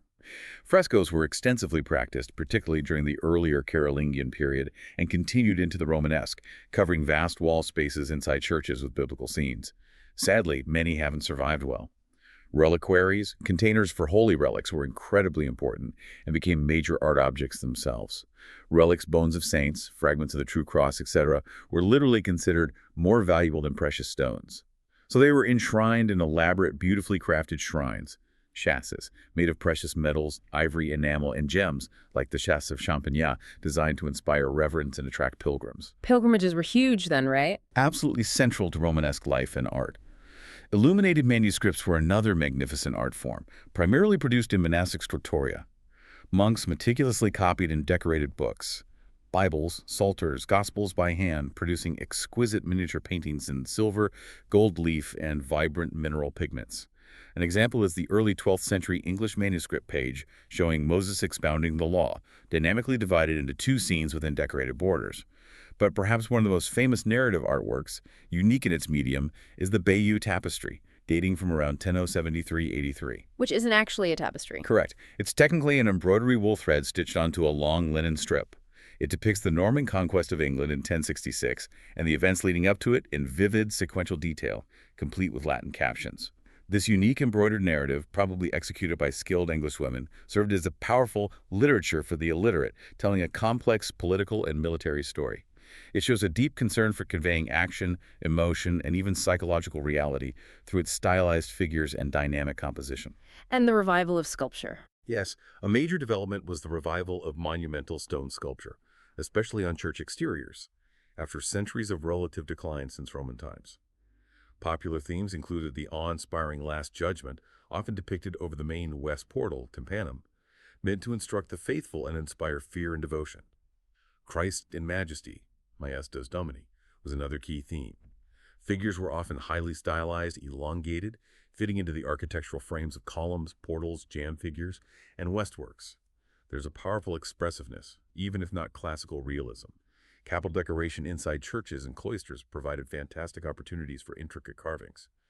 We see a curious mixture of skilled craftwork and quaint, vivid storytelling, biblical scenes, lives of saints, moral allegories, mythical beasts, and even scenes from daily life, often drawing inspiration from classical foliate Corinthian capitals but transforming them with incredible inventiveness. Key sculptural locations included the trumeau, the central post supporting the lintel in a large doorway, often carved with a figure, and especially the tympanum, the large semicircular or lunette area above the door lintel, which became the prime spot for major narrative relief sculpture.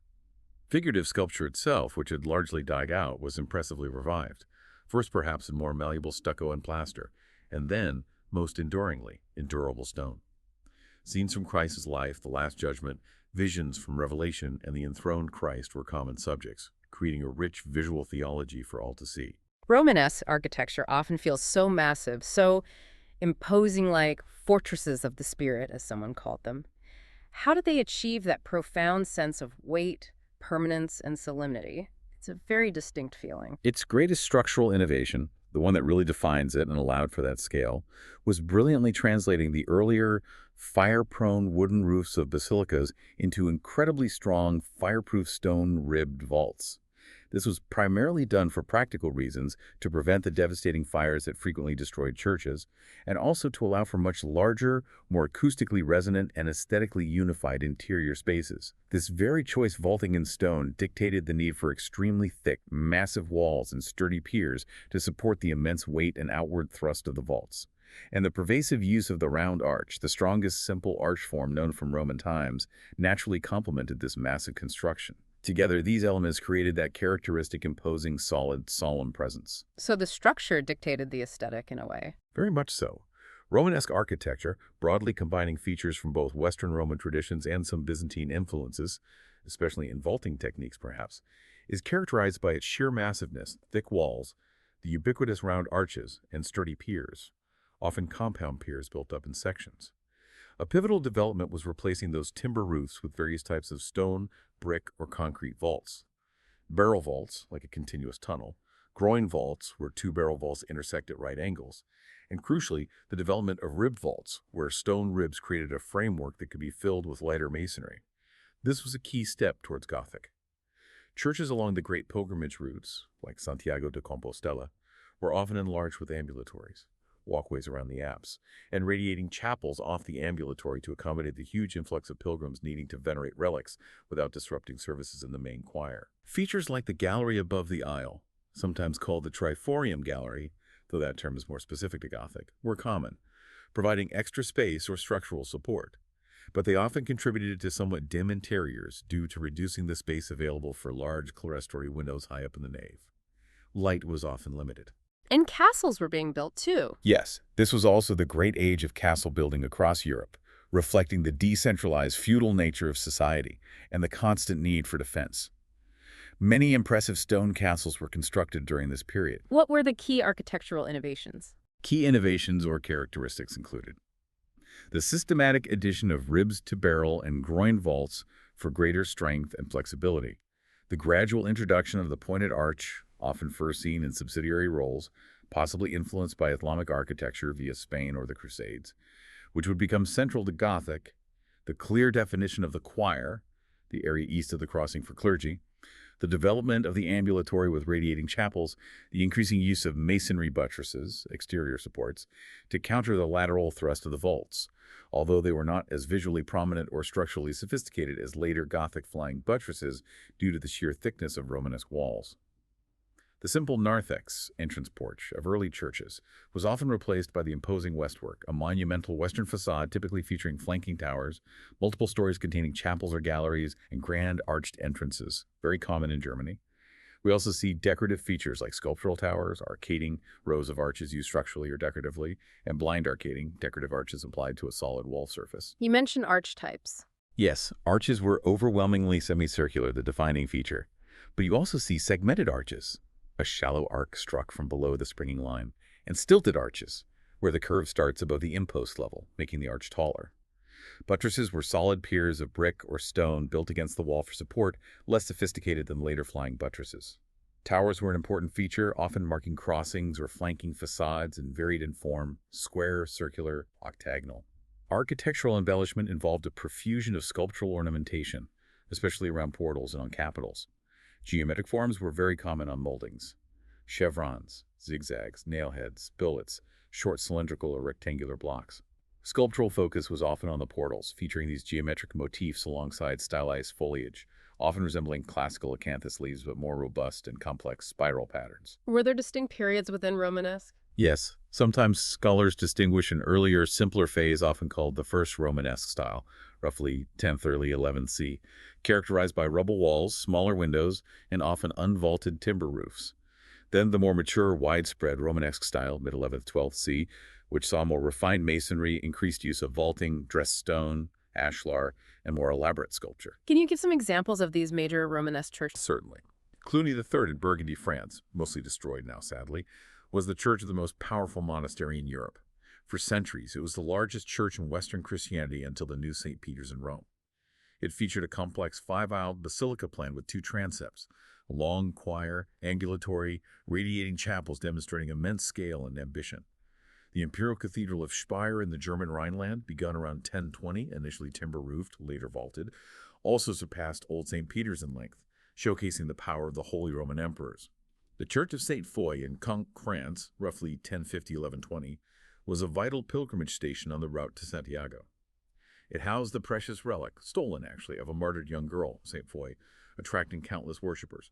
Its architecture features a high barrel-vaulted nave, two-level aisles with galleries covered by half-barrel vaults which buttress the main vault, and an octagonal domed tower over the crossing.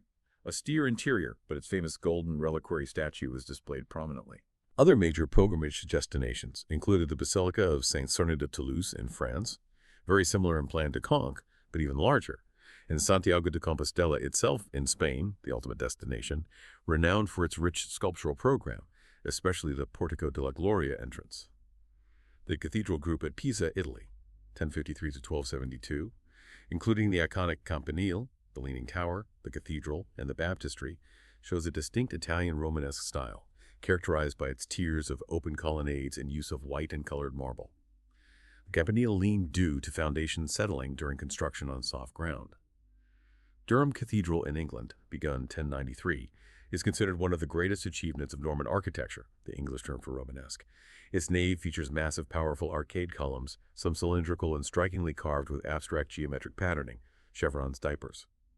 It also boasts some of the earliest surviving large-scale ribbed groin vaults pointing towards Gothic, and as mentioned, defensive structures like the Tower of London, begun by William the Conqueror shortly after 1066, represent the military side of Romanesque architecture. A royal palace and fortress, built right on the Thames. What about the different types of Romanesque buildings? You mentioned basilicas, monasteries, castles. Right. The basilica church plan remained the standard for major churches, key parts included the narthex, entrance portico, aisles flanking the nave, the central part for the congregation, sometimes a bema, a raised platform, or transept, crossing the nave, forming a cross shape, often containing the choir itself, part reserved for clergy, east of the crossing, an ambulatory, semicircular walkway around the choir, often with radiating chapels, a pulpit for preaching, the apse, semicircular or polygonal vaulted recess terminating the east end containing the main altar, and the altar itself.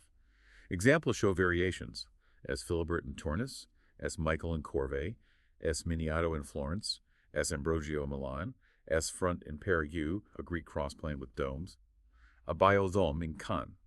Monasteries were extensive, self-contained building complexes housing communities of monks or nuns. They typically included the main church, a cloister, a covered arcaded walkway around a central courtyard connecting the main buildings, chapter house for meetings, dormitory, infirmary, refectory, dining hall, kitchens, workshops, guest houses, and the abbot's lodging. The layout was often highly organized, like the idealized plan of St. Gall. The ruined abbey of Cluny gives a sense of their former scale. Castles, fortresses, evolved significantly. Early castles were often simple motte and bailey types, houses or towers, keeps, built on a raised earthen mound, motte, within a defended courtyard, bailey, surrounded by a ditch and palisade wall, initially wood, later stone. The keep was the main strong point, freestanding or built against the wall, usually multi-story, compact, and easy to defend. Tower houses were simpler vertical structures. Later Romanesque castles developed more elaborate features, stronger defensive towers, sophisticated gatehouses, multiple concentric wall systems. Hedingham Castle in Essex is a fine example of a large Norman keep. So with these massive, thick-walled churches, the interiors sound like they could be quite gloomy, especially with smaller windows. Were they, or did they compensate in other ways to create a spiritual atmosphere? That's a very pertinent observation. While natural light was often limited compared to later Gothic cathedrals, due to the massive thick walls and relatively small openings necessitated by the heavy stone vaults, they absolutely compensated with rich decoration, color, and artistry. The aim was often to lighten the mood, create a sense of richness evoking the heavenly Jerusalem, and provide a visually engaging spiritual experience, even in the comparative gloom. Romanesque interior design, overall, can seem orderly, systematic, and aesthetically impressive, yet sometimes perhaps ostentatious or lacking the airy subtlety of Gothic. But it had its own power. Key features defining the interior included the ubiquitous semicircular arch, used for arcades, windows, doors, and vaults, the primary Roman device remembered and mastered. Wood was still used for everyday structures and often for floors and roofs, even in stone buildings, though vaulting became the ideal for permanence. Vaults were key. The simple barrel vault, a continuous arched surface like a tunnel. The groin vault, formed by two barrel vaults intersecting at right angles, concentrating pressure at corners. And increasingly, the ribbed vault, where structural ribs formed a skeleton, allowing later infill panels between them. And even the pointed arched vault appeared late in the period, prefiguring Gothic. What about materials and decoration inside? Materials and decorative techniques included using salvaged classical columns, especially in Italy, carving new capitals, often inspired by Corinthian forms, but with distinctive Romanesque foliate designs, figures, or narrative scenes, and using alternation in the nave arcade, for example, alternating piers and columns or columns of different designs, which is a common characteristic, creating visual rhythm. Figurative sculpture, as we discussed, saw that major revival, appearing on capitals, portals, and sometimes choir screens or fonts. Fresco painting was extensively practiced where it could survive, covering large wall surfaces with biblical narratives and figures. Piers were often massive masonry supports, square, rectangular, or complex compound shapes, sometimes with attached half-columns, often topped with horizontal moldings acting as capitals. Walls were characteristically of massive thickness with relatively few, small openings. Windows and doors invariably featured semicircular arches. Windows were often small, sometimes with solid lintels if very small, but larger ones were arched. Doorways featured the semicircular arch or carved tympanum within a larger arched recess, often deeply splayed with multiple receding orders, archivolts. Ceilings could be simple open timber roofs, common in Italy or England, with exposed trusses, tie beams, or king posts, or the various types of stone vaults we mentioned, barrel, groin, ribbed. Moldings and ornamentation frequently incorporated purely geometric forms like the chevron, zigzag, nail heads, small pyramid shapes, and billets, short cylindrical or rectangular blocks arranged in rows. Very characteristic patterns. Can we picture some specific interiors? That's right. Charlemagne's Palatine Chapel at Aachen, late 8th C, pre-Romanesque but influential, has that impressive centrally planned octagon with a high vault, surrounded by passages and galleries, inspired by Byzantine Ravenna, but with a distinct Carolingian solidity. Sainte-Madeleine at Vézelay in France, early 12th C, has a stunningly high nave with brightly lit aisles, famous for its exquisitely carved historiated capitals depicting biblical scenes and moral lessons. S. Philibert in Tortenus, France, early 11th C, has an unusual nave roofed with transverse barrel vaults perpendicular to the main axis, allowing for large clerestory windows. Very experimental. S. Michael at Hildesheim in Germany, early 11th C, is famous for its balanced design with transepts and towers at both ends, and its magnificent cast bronze doors and column depicting scenes from the Bible. S. Miniato al Monte in Florence, 1113th C, has a beautiful basilican interior with an open timber roof, but its walls are clad in elaborate black and white marble geometric patterns, characteristic of Tuscan Romanesque, and the chancel is dramatically raised over a lower crypt. S. Ambrogio Milan, late 11th-12th C, is a Lombard Romanesque basilica with a low, broad nave covered by ribbed groin vaults, giving a very solid, grounded feel. S. Front in Périgueux, France, 12th C, is unique in France for its Greek cross plan, covered by 5 massive domes on pendatives, clearly inspired by St. Mark's in Venice, but with a stark simplicity of bare stone inside instead of Venetian mosaic richness. At Bayolmi in Caen, Normandy, late 11th, early 12th C, built by William the Conqueror, has a tall 3-story elevation, arcade, triforium gallery, clerestory, and sexpartite ribbed vaults in the nave, feeling very close to the subsequent Gothic cathedrals in its verticality. Durham Cathedral in England, as mentioned, has those massive, uniquely carved arcade columns and pioneering ribbed vaults, creating an atmosphere of immense power and grandeur. Even the wooden stave churches of Scandinavia, like Torpo, late 12th C, had richly decorated interiors, with colorful paintings simulating vaults and depicting religious legends similar in style to manuscript illumination. And castle interiors must have been quite different. Very different, generally bare, functional, and simple. The all-purpose main room was the Great Hall, used for living, dining, administration, and sleeping for the owner's family, household servants, and garrison. Bare stone walls, sometimes whitewashed or hung with tapestries later, bare stone or wooden floors, structural wooden ceilings. Tiny slit windows, often without glass, were primarily for defense and ventilation, not views. Early castles had a hearth in the center of the hall with a smoke hole in the roof. Later, fireplaces and chimneys became common. A raised platform or dais at one end seated the lord and honored guests. Tables were often simple boards set on trestles, easily dismantled. Benches and stools were the common seating. A chair was usually reserved for the lord. Hangings and tapestries eventually became important for covering bare walls, reducing drafts, and adding color and status. Light came from the main fire, torches or simple lamps. very different from the decorated churches. Even in their furniture, you can truly see that Romanesque influenced the solidity, the arches. What were some of the key pieces and what defined their look during this period? Romanesque furniture was largely functional, yes, reflecting the often austere conditions, but it was frequently imbued with symbolic authority, and its decorative elements directly borrowed from the powerful architectural forms themselves, especially the round arch. Wood was the chief material for furniture construction. Oak was common. Ivory was sometimes used for ornaments, especially on precious items. Metalwork was important, mainly for church ritual utensils, chalices, censers, and for fittings on chests, hinges, locks, straps. Stylistic features were characterized by the use of arches and curves mirroring the architecture. Pieces were often painted in decorative, bright hues. Simple geometric arrangements and robust construction were typical. Carving often featured interlacing patterns, stylized animals, or simple foliage. What were the common pieces you'd find? The chest was perhaps the most essential piece of furniture, used for storage of clothes, valuables, documents. Often simple boarded construction, like the six-plank chest, or sometimes with a domed lid, frequently reinforced with iron bands and equipped with locks, highly portable. Some form of folding chair or cathedra, often based on the Roman solo curulus X-shaped stool, persisted, sometimes depicted as used by women or figures of authority, implying status. The chair of the estate was a more substantial non-folding chair, often with a high back and solid sides, clearly reserved for the lord or master of the household, powerfully symbolizing their authority, often heavily carved.